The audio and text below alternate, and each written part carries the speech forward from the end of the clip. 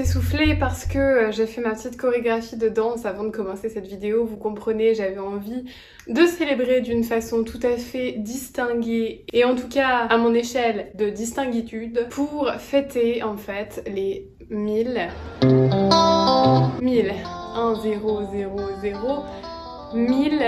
abonnés sur ma chaîne. Je pensais jamais que ça arriverait, alors franchement merci à tous. Maintenant, grâce à vous, je vais pouvoir monétiser ma chaîne et être payée énormément et devenir une youtubeuse riche et célèbre. C'est déjà un petit peu le cas avec vous, là, tous 1000 personnes qui me suivent. Je me sens déjà... Non, franchement, merci à tous. J'ai commencé ces vidéos avec pour objectif en fait de partager un petit peu ma passion pour les États-Unis, la finance, et puis aussi et surtout parce que quand je suis arrivée ici, en fait quand on était dans les démarches pour venir aux États-Unis, j'étais la première à essayer de trouver toutes les informations dont j'avais besoin sur Google ou sur YouTube. J'ai trouvé pas mal de choses, mais il y a aussi beaucoup de choses que j'ai pas trouvé du tout, et tout ce qui concernait l'argent, les comptes bancaires, enfin en fait tout ça, l'argent nécessaire pour venir, les prix réels de la vie ici, les salaire, etc.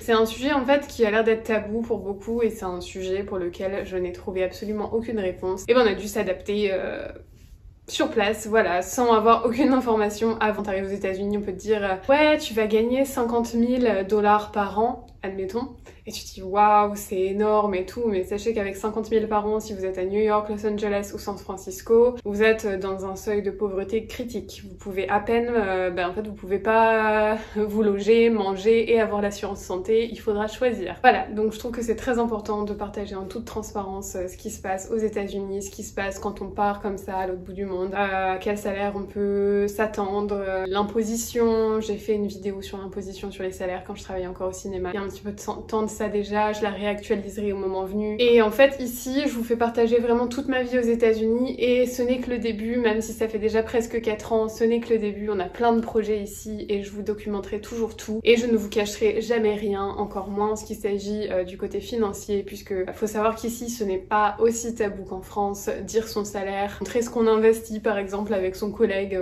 un dimanche matin. On est toujours ravis de prendre les conseils des autres, surtout quand ils réussissent, et c'est comme ça aussi qu'on avance personnellement et je trouve ça trop bien. Bref, je suis en train de m'étaler un peu sur tout là, sur les objectifs de ma chaîne, etc.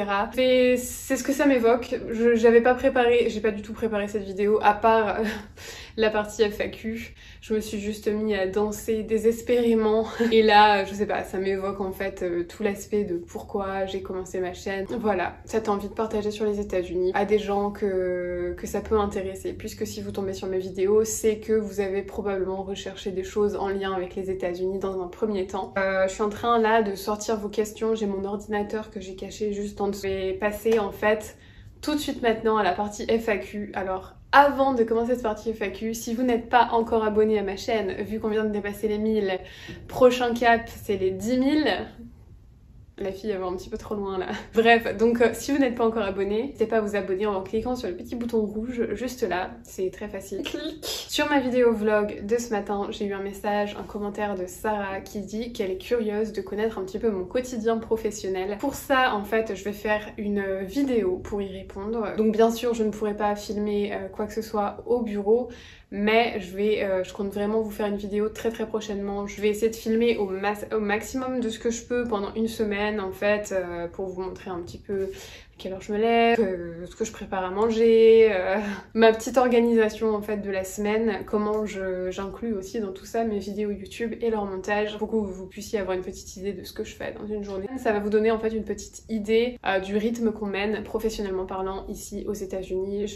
J'hésiterai pas à filmer aussi un petit peu Kevin bien sûr par la même occasion, comme ça vous verrez un petit peu notre rythme en semaine, puisque quand je vous fais des vidéos, souvent les vlogs que vous voyez le mercredi, c'est des vidéos que je tourne soit le samedi soit le dimanche, le week-end, et le week-end maintenant je ne travaille pas plus parce qu'avant je travaillais tout le temps. Ensuite j'ai la question, si tu pouvais déménager, tu irais dans quelle autre ville des US? Donc, alors on adore Miami et on espère pouvoir y rester encore. Il n'y a pas de raison, mais selon les opportunités plus tard, on n'est pas non plus fermé à cette éventualité de devoir bouger. C'est un petit peu bête parce que ma chaîne YouTube s'appelle Aurore à Miami, donc si Aurore était à Washington demain, est-ce que ça marcherait toujours cette histoire? Je ne sais pas. Enfin bref. Une autre ville en fait qui m'attirerait vraiment, ben en fait ça va pas être très original puisque c'est une ville qui attire beaucoup de gens. Non, c'est pas Los Angeles. Ah non, c'est pas San Francisco non plus. Mais c'est la troisième qui est supra connue aussi, c'est New York. Alors j'y suis allée quelques fois en voyage et j'espère y retourner parce qu'à l'époque je faisais pas de vidéos donc j'ai pas du tout filmé, mais j'espère y retourner pour pouvoir vous faire un petit vlog sur New York. C'est une ville...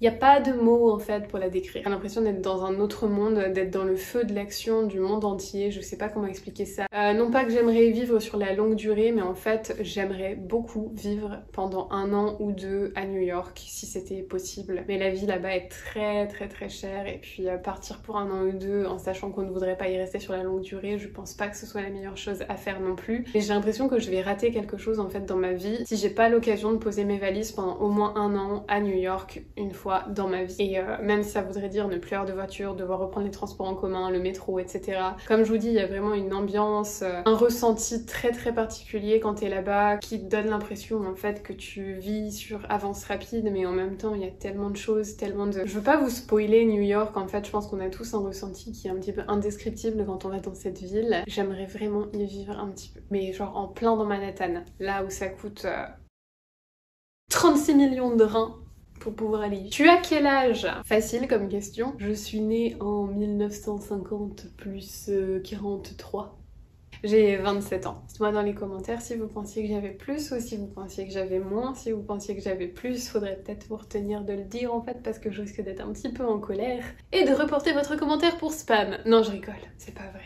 Ça, je le fais qu'une fois de temps en temps, quand c'est vraiment mérité. Et j'ai aussi la question, pourquoi Miami et pas une autre ville des États-Unis? Alors si vous avez tout suivi dans le détail, toutes mes vidéos, je pense que je l'ai sûrement déjà mentionné. Mais en fait, on n'a pas vraiment choisi la ville. Nous, ce qui nous attirait à la base quand on a su qu'on devrait probablement partir aux États-Unis, c'était la Californie, plus particulièrement Los Angeles, la ville choisie par beaucoup d'expats. Mais en fait, on n'a pas eu le choix. Kevin, mon mari, donc, il a voulu faire un post-doctorat aux États-Unis. C'est comme ça que l'aventure États-Unis a commencé. Il a postulé dans beaucoup d'universités et on est allé là où il a été pris en fait. Et il a été pris à Miami, donc on aurait pu tomber sur pire, franchement.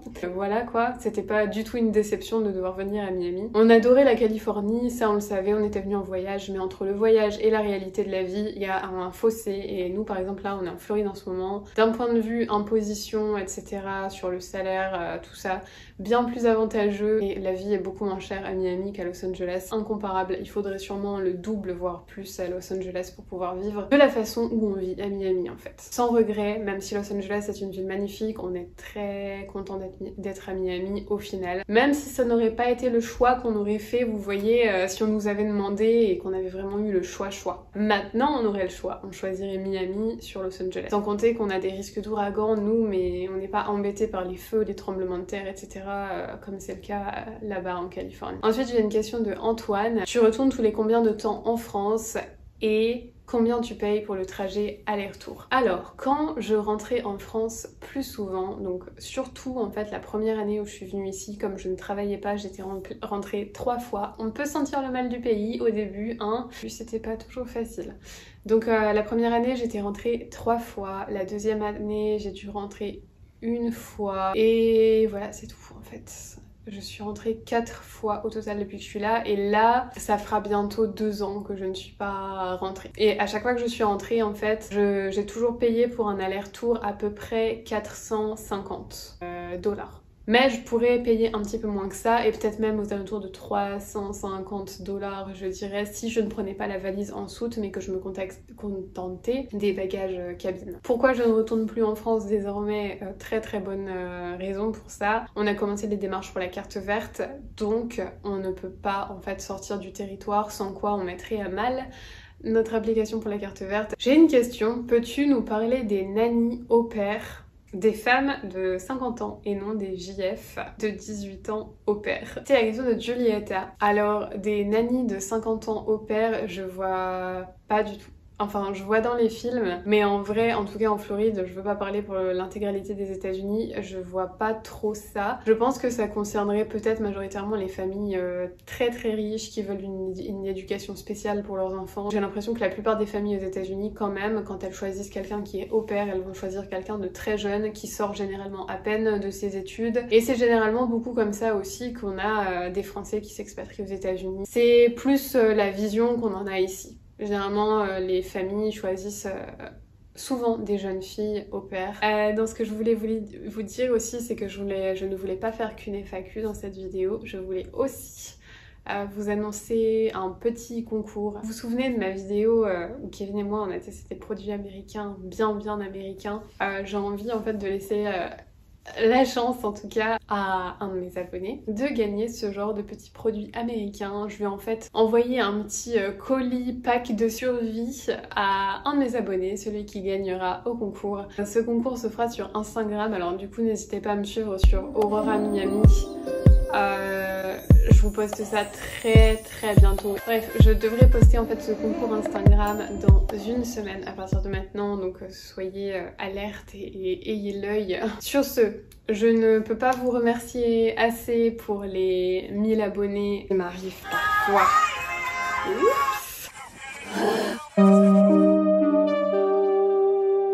Je vais vous souhaiter à tous une très bonne journée. Bye bye à tous. Et à bientôt dans la prochaine vidéo.